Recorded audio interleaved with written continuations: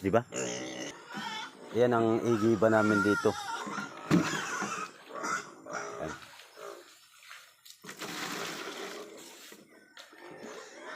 Kaya ang baboy namin dito malinis. Di bali kami hindi malinis, basta baboy namin malinis. 5 araw na to walang ligo kapatid ko. Inuuna niya baboy niya. Hanggang sa ilog dito malinis talaga. Ayun, kahoy yan.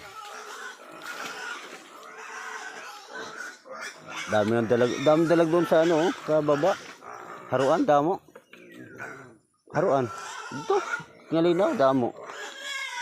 Kita ka kakulo pagtae ko. Kita akong kuan, tulo, nagataw. Dinidiligan niya baboy. Para lalong lumaki. Parang halaman lang din yan eh. Kailangan diligan. Kahit hindi siya nakakadilig, basta nandidilig.